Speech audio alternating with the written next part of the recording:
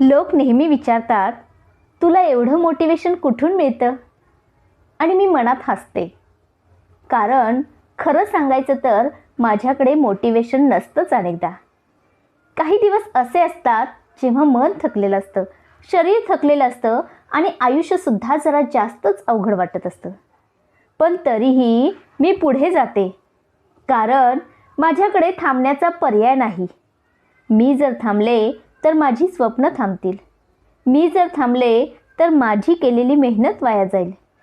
माझ्या मुलांना मी रोज एकच गोष्ट शिकवू इच्छिते की आयुष्यात सगळं आपल्या मनासारखं घडत नाही, पण तरीही पुढे चालत राहायचं असतं. कारण जीवन कोणासाठी थांबत नाही. शाळेत मुलांना शिकवताना अनेकदा मला जाणवतं की प्रत्येक मुलाच्या डोळ्यात एक स्वप्न आहे आणि त्या स्वप्नांना पंख देण्याचं काम माझं आहे. मग मी स्वतःच माझ्या स्वप्नांसमोर हार कशी मानू? रात्रीचा अभ्यास करताना कधी डोळे मिटायला लागतात, कधी पुस्तकातील अक्षरं धूसर दिसू लागतात, पण त्या क्षणी मी स्वतःला एकच गोष्ट आठवण करून देते, आजची मेहनत उद्याचं आयुष्य बदलू शकते.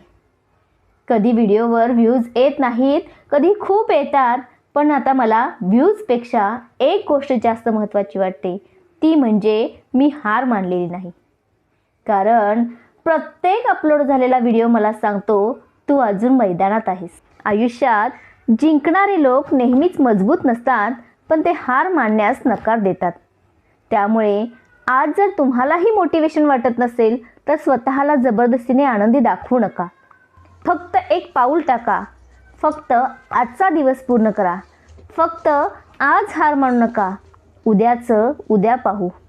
कारण अनेकदा यशस्वी लोक आणि अयशस्वी लोक यांच्यातला फरक प्रतिभेचा नसतो, तो फक्त इतकाच असतो, एकाने थांबायचं ठरवलं आणि दुसऱ्याने चालत राहायचं.